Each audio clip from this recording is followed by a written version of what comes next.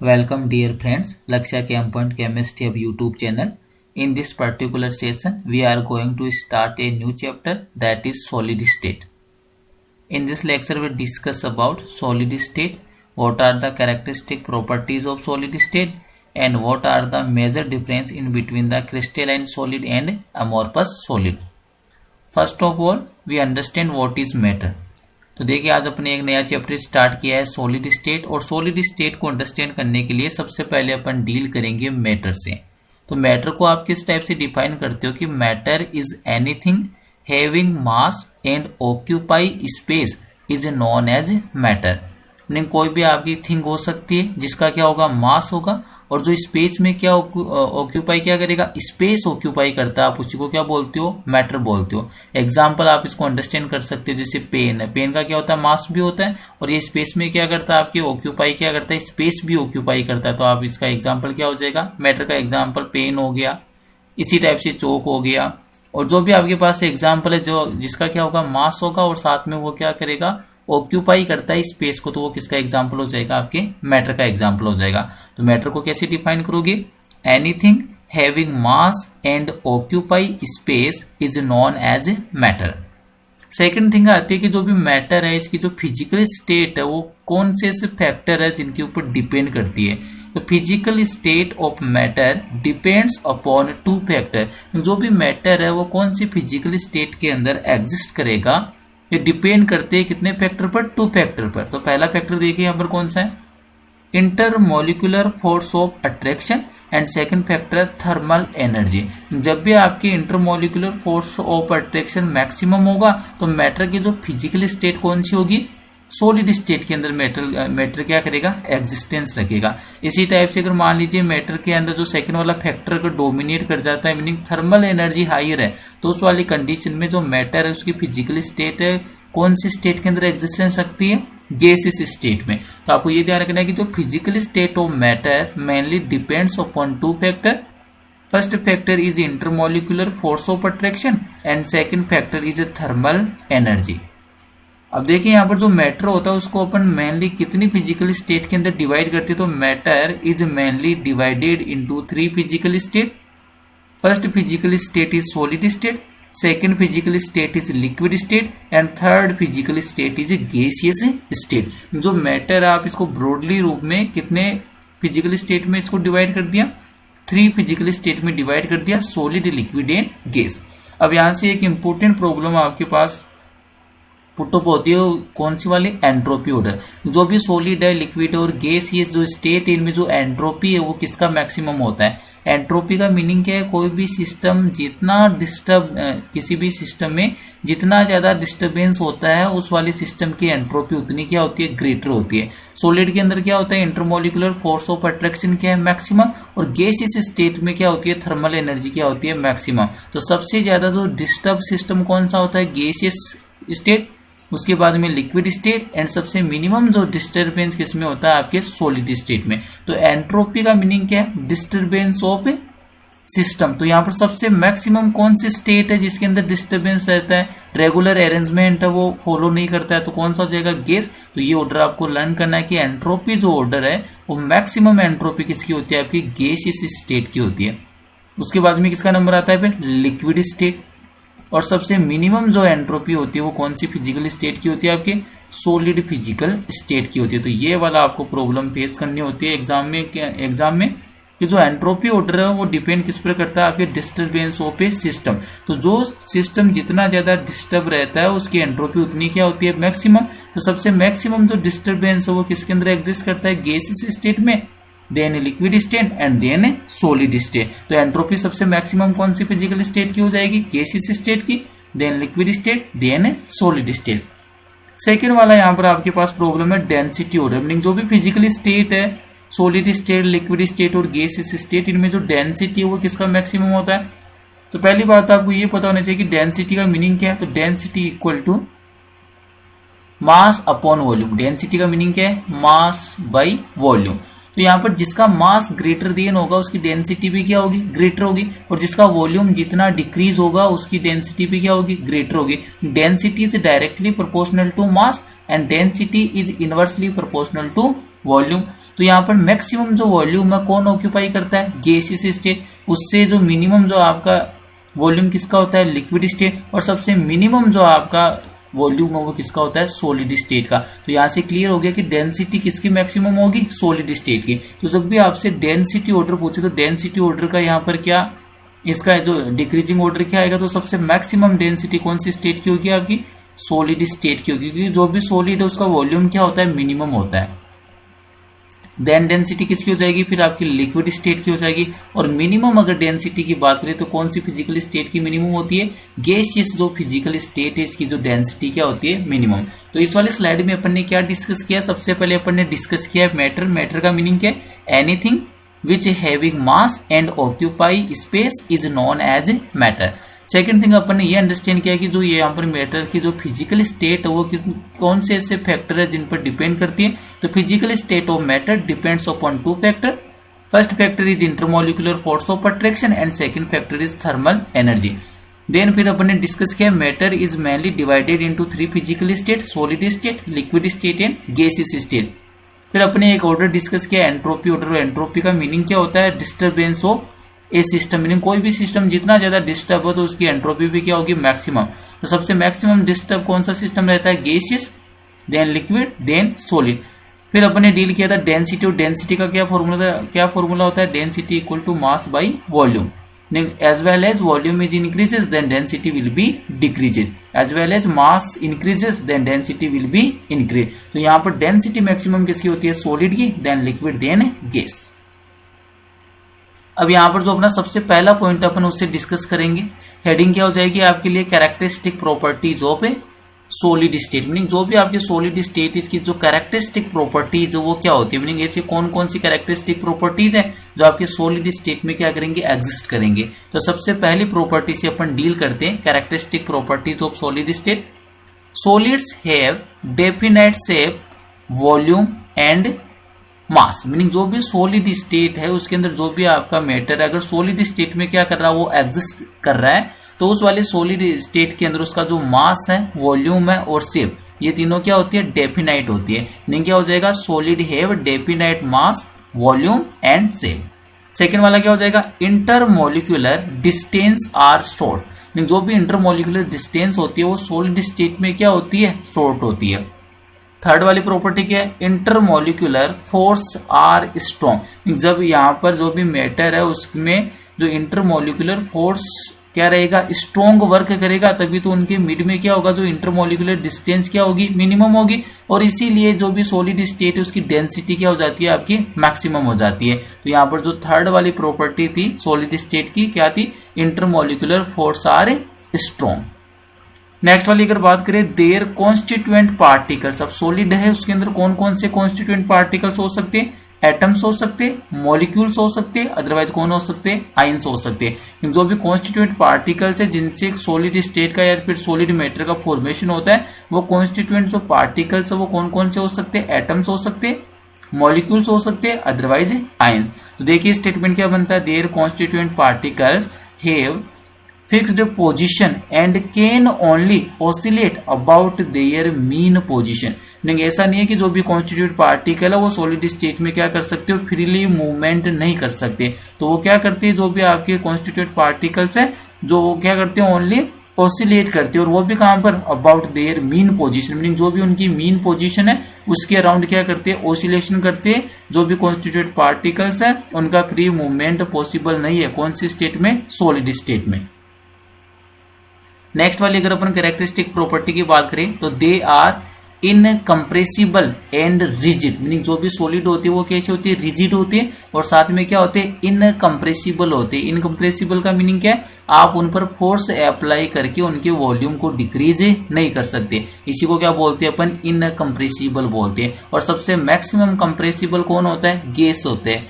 जो भी आप गैस इस स्टेट में है तो आप उस पर फोर्स अप्लाई करके उसके वॉल्यूम को क्या कर सकते हो, डिक्रीज कर सकते हो। तो यहाँ पर ये ध्यान रखना है कि जो solids are incompressible and rigid. Next वाली प्रॉपर्टी देखिए, solid diffuse very slowly as compare to liquid and gases. जो भी सॉलिड है इनका क्या नहीं होता, डिफ्यूजन है वो क्या होता है, वेरी स्लो होता है किसके कंपैरिजन में, लिक्विड और गैसियस। जो डिफ्यूजन की रेट है सबसे मैक्सिमम किसकी होती है, गैसियस की, देन किसकी होती है, लिक्विड, और उसके बाद में नंबर किसका आता है, आपके सॉलिड का। तो ये वाला पॉइंट भी आप मेंशन कर सकते हो कि जो रेट ऑफ डिफ्यूजन है, मैं इसको शॉर्ट में लिख देता हूं, रेट ऑफ डिफ्यूजन। आरओडी का मीनिंग क्या हो गया, रेट ऑफ डिफ्यूजन। सबसे मैक्सिमम रेट ऑफ डिफ्यूजन किसकी होती है, गैसियस स्टेट की, और गैसियस स्टेट के बाद में नंबर किसका आता है, आपके लिक्विड स्टेट का। और सबसे मिनिमम जो या फिर स्लोली जो रेट ऑफ डिफ्यूजन किसका होता है, आपके सॉलिड स्टेट का होता है। मीनिंग जो सॉलिड स्टेट के अंदर जब भी आपका मैटर है वो एग्जिस्ट करेगा तो उसको जो डिफ्यूजन की रेट है वो क्या होती है, वेरी स्लोली होती है as compare to liquid and gaseous. Constituent particles are very closely packed in solid, permitting very little space for their movement. ये अपन पहले डिस्कस कर चुके हैं कि जो भी सॉलिड स्टेट तो वहां पर इंटरमोलिकुलर फोर्स क्या होगा, स्ट्रॉन्ग होगा, और जब भी इंटरमोलिकुलर फोर्स स्ट्रॉन्ग होगा तो उनके मिड में क्या होगा, कोई भी वेकेंट जो पहले से नहीं होगा। मीनिंग क्या हो जाएगा, are closely packed in solid permitting very little space for their movement. जो भी कॉन्स्टिट्यूट पार्टिकल्स है वो क्या नहीं कर पाएंगे, फ्रीली मूवमेंट नहीं कर पाएंगे। तो फिर क्या करेंगे, जो भी कॉन्स्टिट्यूट पार्टिकल्स है वो अपनी मीन पोजीशन के अराउंड क्या करते हैं, ओनली ऑसिलेट करते हैं। मीनिंग उनका मूवमेंट पॉसिबल नहीं है। और मूवमेंट पॉसिबल क्यों नहीं है, क्योंकि सॉलिड के अंदर इंटरमोलिकुलर फोर्स ऑफ अट्रैक्शन क्या होता है, स्ट्रॉन्ग होता है।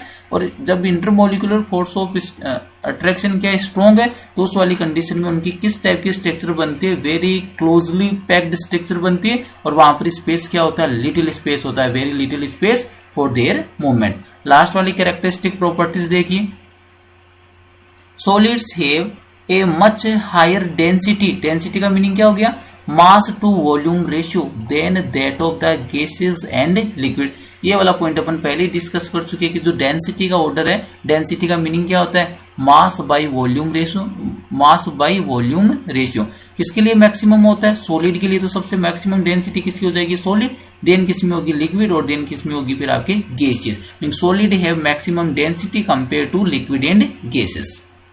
तो इस वाली स्लाइड में अपन ने डिस्कस किया है कि what are the characteristic properties of solid state. तो यहाँ पर आपको मैंने 7 जो कैरेक्टरिस्टिक प्रॉपर्टी वो मेंशन किए, और कई बार ये आपके आरबीसी और सीबीएसई बोर्ड एग्जाम में डायरेक्ट प्रॉब्लम पुट किया हुआ है क्या, कि write down any 3 characteristic properties of solid state. तो यहाँ पर आपको ये कैरेक्टरिस्टिक वो लर्न करनी है। एक बार वापिस से रिपीट कर देता हूं मैं कौन कौन सी कैरेक्टरिस्टिक प्रॉपर्टीज है। फर्स्ट कैरेक्टरिस्टिक प्रॉपर्टीज क्या है, solids have definite mass, volume and shape. Intermolecular distance are very short. Intermolecular force of attraction are very strong in solid state. Their constituent particles, atoms, molecules और ions have fixed position and can only oscillate about their mean position. Solids are incompressible and rigid. Solid diffuse very slowly as compared to liquid and gaseous.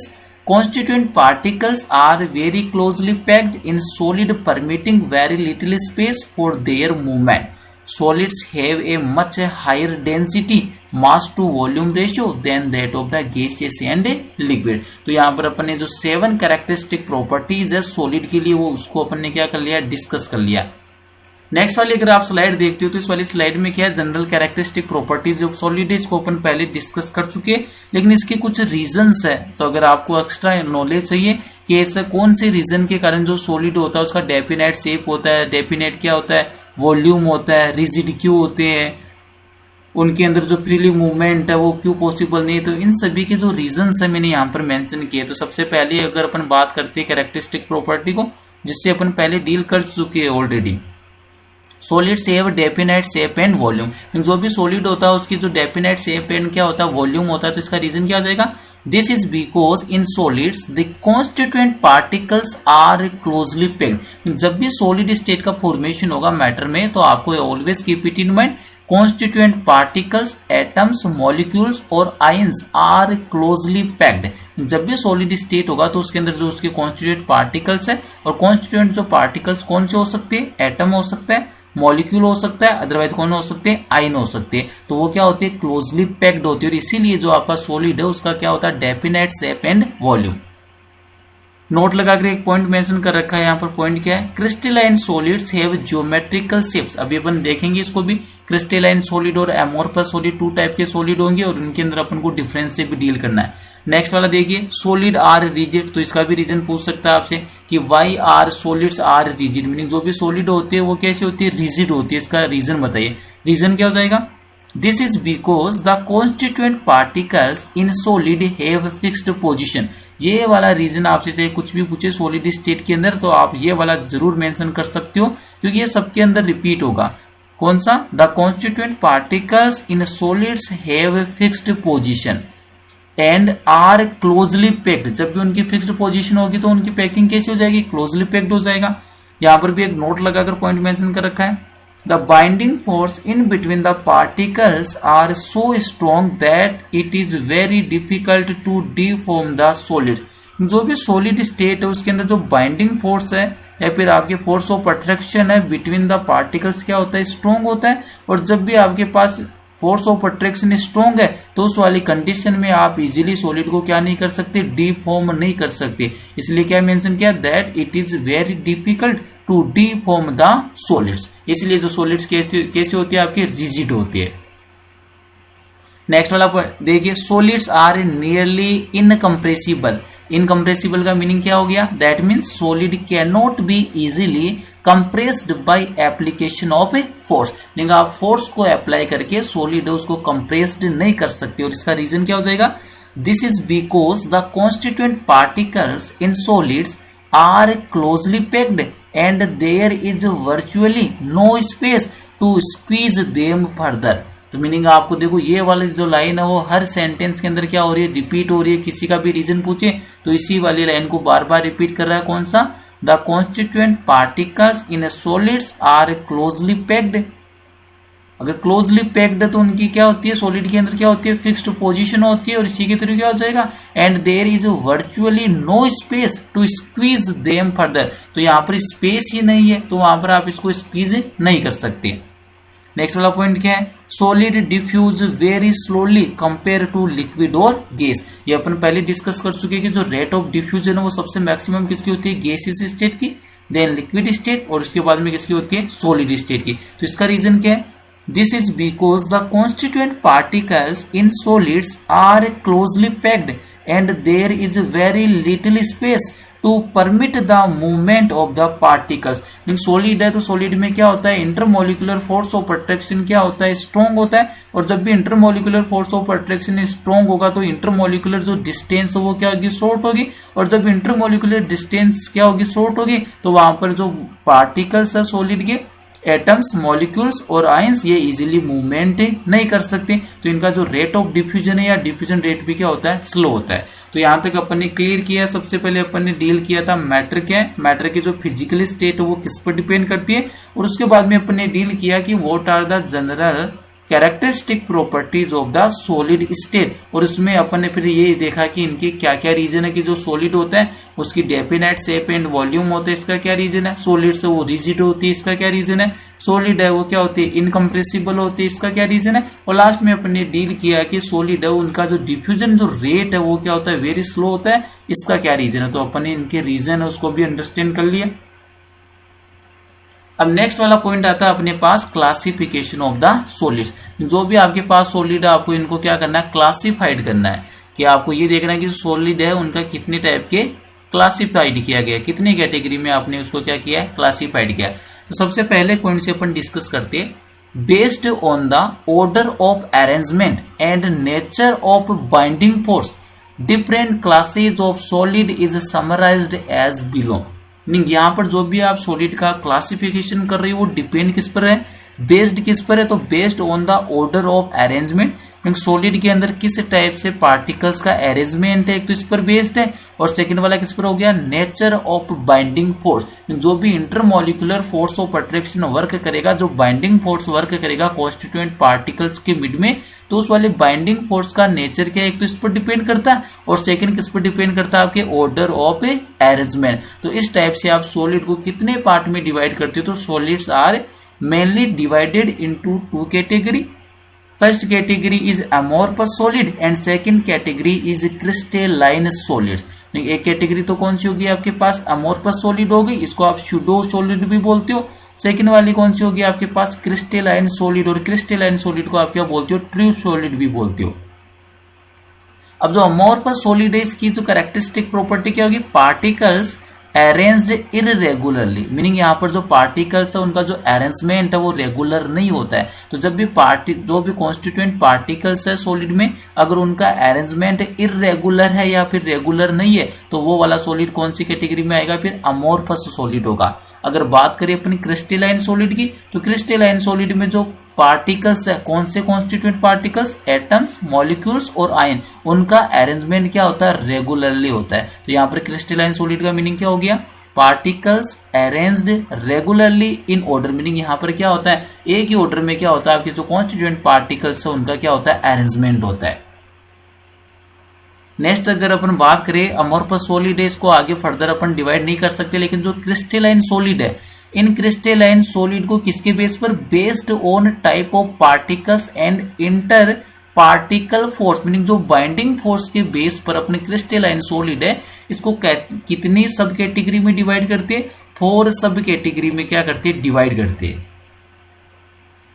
तो यहाँ पर first category कौन सी हो जाएगी, crystalline solid को अपने further divide कर दिया कितनी कैटेगरी में, 4 कैटेगरी में। और ये जो 4 कैटेगरी में आप डिवाइड कर रही हो क्रिस्टलाइन सॉलिड को, इसका बेस क्या है, बाइंडिंग फोर्स है। कौन सा फोर्स है, बाइंडिंग फोर्स। तो सबसे पहला टाइप का क्रिस्टलाइन सॉलिड कौन सा होगा, मॉलिक्यूलर सॉलिड होगा। कौन सा होगा, molecular solid. Molecules with van der Waal force, meaning molecules के मिड में कौन सा फोर्स वर्क करेगा, वॉन्डर वॉल फोर्स वर्क करेगा।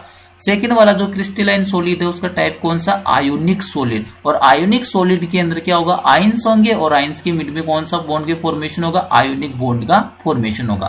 थर्ड अगर कैटेगरी की बात करूं मैं क्रिस्टलाइन सॉलिड की, तो कौन सा, मेटेलिक सॉलिड है। और मेटेलिक सॉलिड में क्या होता है, मेटल एटम होंगे और मेटल एटम के मिड में कौन से बॉन्ड का फॉर्मेशन होगा, आपके मेटेलिक बॉन्ड का फॉर्मेशन होगा। इसी टाइप से अगर फोर्थ कैटेगरी की बात करें अपनी क्रिस्टलाइन सॉलिड की, कौन सा, कोवलेंट सॉलिड बोल सकते हो, अदरवाइज नेटवर्क सॉलिड बोल सकते हो। यहाँ पर क्या होते हैं, आपके एटम्स होते हैं with covalent bond, meaning atoms और एटम्स के मिड में कौन से बॉन्ड का फॉर्मेशन होगा, कोवलेंट बॉन्ड का। तो सबसे पहले यहां पर आपने डिस्कस किया कि जो क्लासिफिकेशन ऑफ सॉलिड्स है, तो सॉलिड को आपने ऑर्डर ऑफ अरेंजमेंट के बेस पर कितने पार्ट में डिवाइड कर दिया, 2 पार्ट में डिवाइड कर दिया। तो ये जो क्लासिफिकेशन है वो किस पर बेस्ड है, आपके ऑर्डर ऑफ अरेंजमेंट पर बेस्ड है। तो यहां पर मैं मेंशन कर देता हूं ऑर्डर ऑफ अरेंजमेंट। जो भी सॉलिड है आपने इसको 2 पार्ट में डिवाइड किया और इसका बेस क्या है, ऑर्डर ऑफ अरेंजमेंट। तो ऑर्डर ऑफ अरेंजमेंट के बेस पर सॉलिड को 2 पार्ट में डिवाइड कर दिया। पहला हो गया अमोर्फस सॉलिड, सेकंड वाला हो गया क्रिस्टलाइन सॉलिड। तो क्रिस्टलाइन सॉलिड में क्या होते हैं, particles arranged in regularly in order, और अमोर्फस सॉलिड में क्या हो जाएगा, आपके पार्टिकल्स अरेंज्ड इररेगुलरली। अमोर्फस सॉलिड आप इसको क्या बोलते हो, सूडो सॉलिड भी बोलते हो। इसको आप क्या बोलते हो, सूडो सॉलिड भी बोलते हो। और जो भी आपका सेकंड वाला है क्रिस्टलाइन सॉलिड, ये वाले कौन से सॉलिड होते हैं, आपके ट्रू सॉलिड होते हैं। ये वाले कौन से होते हैं, आपके ट्रू सॉलिड होते हैं। तो ये बात भी आपको ध्यान रखनी है कि कौन सा तो ट्रू सॉलिड और कौन सा वाला सूडो सॉलिड है। इसके बाद में अगर आप बात करते हो किसकी, कि जो क्रिस्टलाइन सॉलिड है इसको किसके बेस पर, बाइंडिंग फोर्स के बेस पर फर्दर 4 कैटेगरी में डिवाइड करते हैं। पहला वाला मॉलिक्यूलर सॉलिड हो गया, मॉलिक्यूलर सॉलिड है, यहाँ पर कॉन्स्टिट्यूएंट पार्टिकल क्या होंगे, मॉलिक्यूल।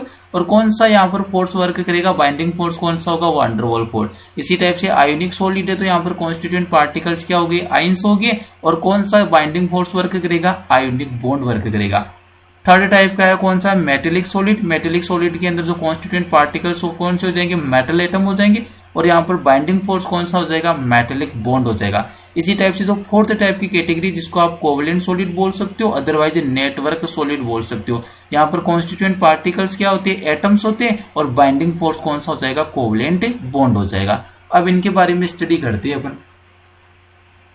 सबसे पहले अपन यहाँ पर डील करेंगे जो क्रिस्टलाइन सॉलिड मीनिंग जो ट्रू सॉलिड है, और सेकंड वाला कौन सा है, अमोर्फस सॉलिड जिसको अपन क्या बोलते हैं, सूडो सॉलिड बोलते हैं। तो ये वाला जो सॉलिड का क्लासिफिकेशन है वो किसके बेस पर आता है, ऑर्डर ऑफ अरेंजमेंट के बेस पर। मीनिंग यहाँ पर अपन देखते हैं अगर सॉलिड को अगर अपन को क्लासिफाइड करना हो according to order of arrangement, then solids are divided into 2 category. First category is crystalline solid in which constituent particles follow regularly order of arrangement. Where is second is amorphous solid. और amorphous solid में क्या होता है कि जो भी constituent particles होते हैं वो रेगुलर अरेंजमेंट को फॉलो नहीं करते, क्योंकि यहाँ पर जो constituent particles are irregularly arranged. Clear है। तो यहाँ पर अब अपन को यहाँ से डील करना है कि जो आपका क्रिस्टलाइन सॉलिड है और अमोर्फस सॉलिड है, इनके बीच में क्या क्या डिफरेंस है।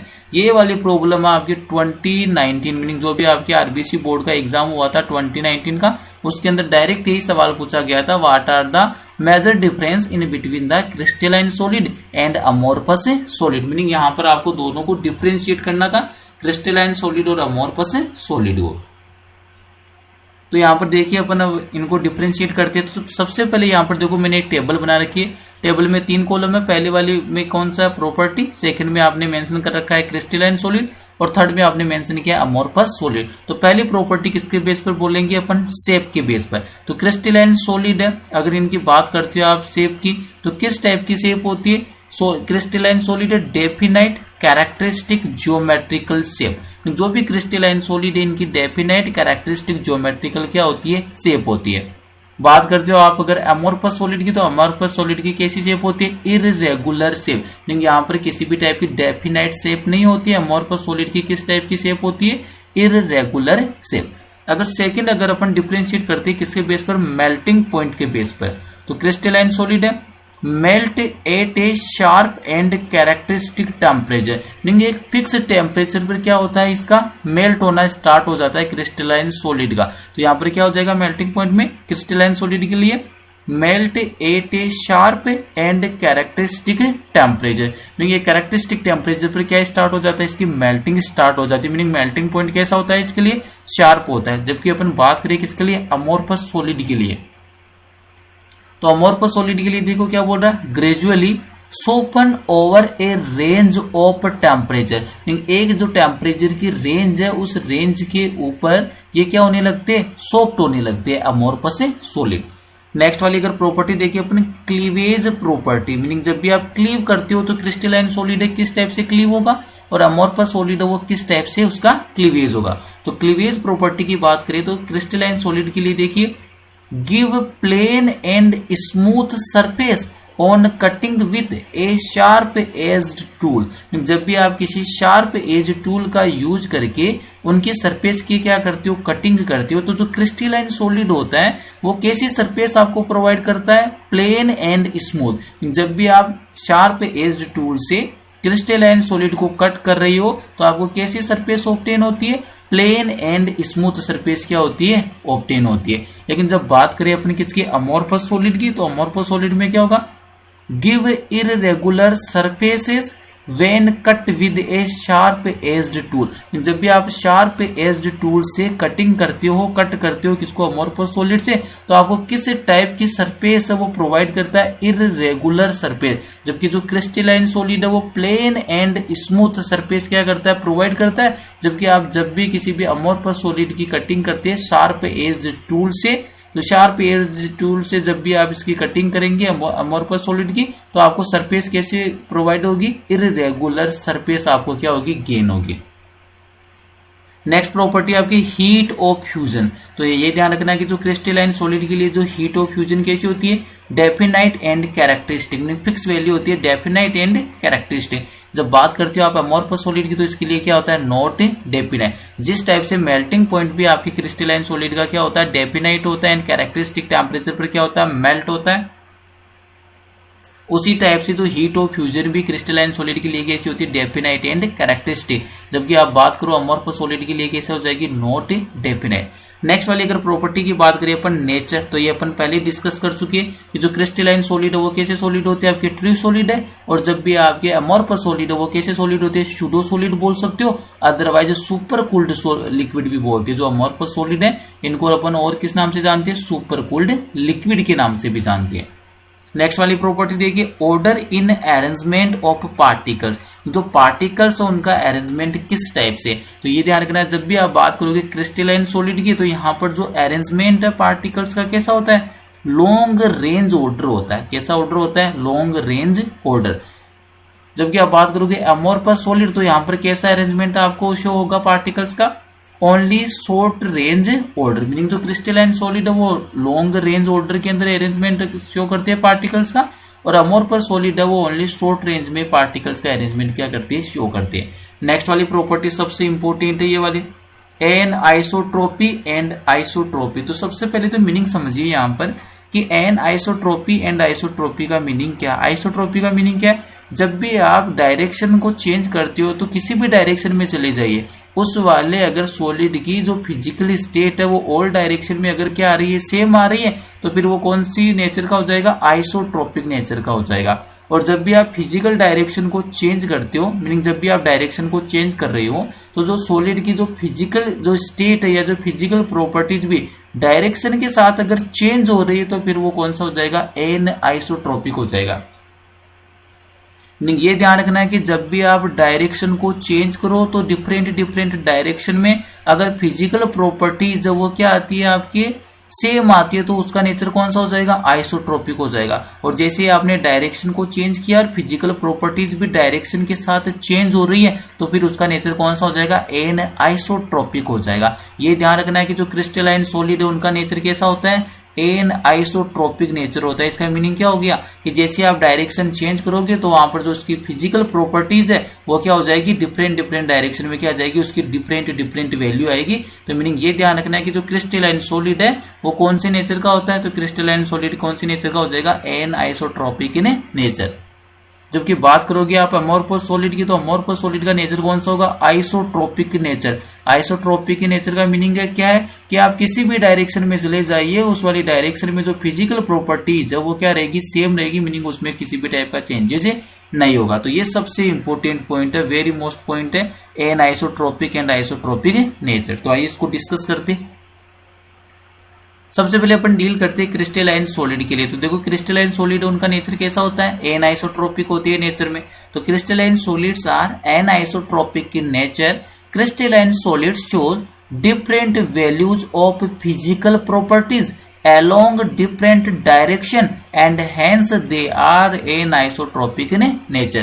जब भी आप डायरेक्शन को चेंज करोगे तो इसकी जो फिजिकल प्रॉपर्टीज है along द डिफरेंट डायरेक्शन क्या होती है, डिफरेंट वैल्यू प्रोवाइड करती है। इसीलिए जो क्रिस्टलाइन सॉलिड है उसका नेचर कैसे होता है, anisotropic in nature. Second अगर अपन डील करते हैं किसी अमोर्फस सॉलिड से, तो अमोर्फस सॉलिड है, सबसे पहले ये ध्यान रखना है, keep it in mind, amorphous solids are isotropic in nature. Meaning क्या है, amorphous solids are isotropic in nature because some of their properties like electrical resistance, refractive index, thermal expansion are same in all the direction. Meaning आप किसी भी direction में चले जाइए या किसी भी डायरेक्शन को आप चेंज कर लीजिए, उसके अंदर ये जो फिजिकल प्रॉपर्टीज है, कौन कौन सी physical properties, electrical resistance, refractive index and thermal expansion, ये किसी भी डायरेक्शन में आप चेंज कर लीजिए तो उस वाली डायरेक्शन में जो ये फिजिकल प्रॉपर्टीज है इनकी वैल्यू चेंज नहीं होती है, इनकी वैल्यू क्या रहती है, सेम रहती है। इसीलिए जो अमोर्फस सॉलिड है उनका नेचर कैसा होता है, आइसोट्रोपिक इन नेचर। लास्ट देखिए अब एग्जाम्पल, कौन कौन से एग्जाम्पल है जो आपकी क्रिस्टलाइन सॉलिड के एग्जाम्पल होंगे। Crystalline solid all solids elements metals and non metals and compounds exist in this form. जो भी आपकी कोई भी क्रिस्टलाइन फॉर्म में एग्जिस्ट कर रहा है उसके अंदर कौन से आ जाएंगे आपके, all solid elements metals and non metals and compounds exist in this form.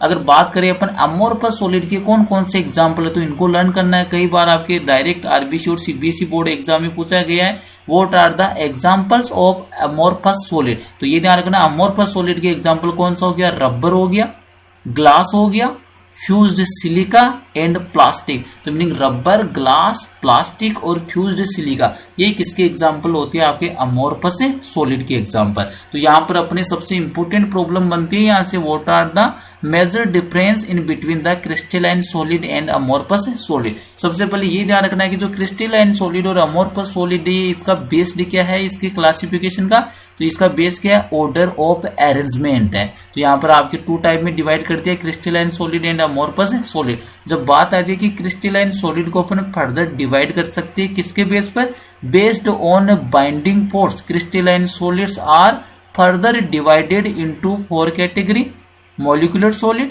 Metallic solid, covalent solid and ionic solid. तो यहाँ पर अपन ने इससे डील किया है कि कौन कौन से डिफरेंस है। तो एक बार रिपीट कर देता हूँ मैं डिफरेंस को।